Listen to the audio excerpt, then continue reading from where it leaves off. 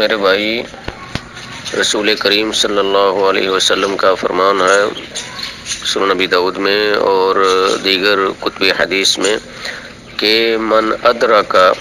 رکعتاً من الصلاة قبل طلوع الشمس فقد ادرک الصلاة ومن ادرک رکعتاً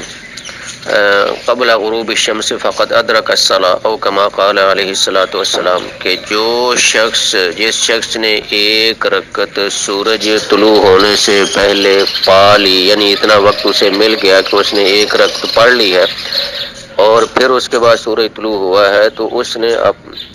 فجر کے وقت میں ہی نماز ادا کی ہے، قضا نہیں ہوگی بلکہ وقت میں ہوگی، لیکن ثواب البتہ اسے کم ملے گا، اس لیے کہ جو اول وقت میں نماز پڑھی ہے جنہوں نے باجماعت نماز پڑھی ہے، یقیناً ان کے لیے زیادہ اجر و ثواب ہے۔ ادا اس کی بھی ہو گئی ہے لیکن اس کے لیے ثواب کم ہے، قضا نہیں۔ اور حدیث میں آتا ہے، نبی علیہ الصلوۃ والسلام کا فرمان ہے کہ من نام عن الصلاۃ او نسیہا فلیصلیھا اذا استيقظ او ذکر او کما قال علیہ الصلوۃ والسلام، کہ جو شخص نیند کی وجہ سے کسی نماز سے پیچھے رہ جائے یا بھول گیا ہے، یاد نہیں رہا، تو اس نماز کا وہی وقت ہے جب اسے نیند سے جاگ آئے گی، بیدار ہوگا نیند سے، یا اس نماز کا اسے یاد کروایا جائے گا یا خود بخود یاد آ جائے گا کہ ان کی یہ نماز رہتی ہے، ٹھیک ہے۔ تو اس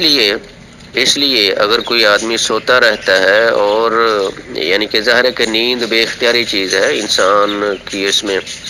اپنا اختیار نہیں ہوتا، لیکن آدمی کو معمول نہیں بنانا چاہیے کہ روزانہ یا زیادہ تر اکثر و بیشتر اس کی فجر کی نماز لیٹ ہو، نہیں، کوشش کرنا چاہیے، الارم لگا لیا جائے اور اذان کی آواز سنائی دیتی ہے یا کسی کو کہہ دیا جائے کہ مجھے میسج کر دیا جائے یا فون کے ذریعے بھی کسی کو بیدار کیا جا سکتا ہے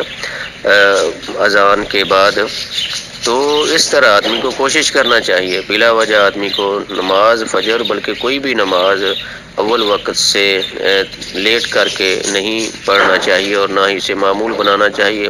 سفر کی حالت ہے یا بیماری کی حالت ہے یا کوئی انتہائی مجبوری میں پھنس گیا ہے آدمی کہ بر وقت نماز نہیں ادا کر سکا، تو اللہ تعالیٰ اس کی مجبوری کو بہتر سمجھنے والے ہیں، تو وہاں گنجائش ہے، لیکن جان بوجھ کر یا اس کو معمول بنا لینا یا اپنی اس کوتاہی کو دور کرنے کی کوشش نہ کرنا، یہ بہت بڑی غلطی ہے، مسلمان کے عمل میں اسے دور کرنا چاہیے۔ السلام علیکم۔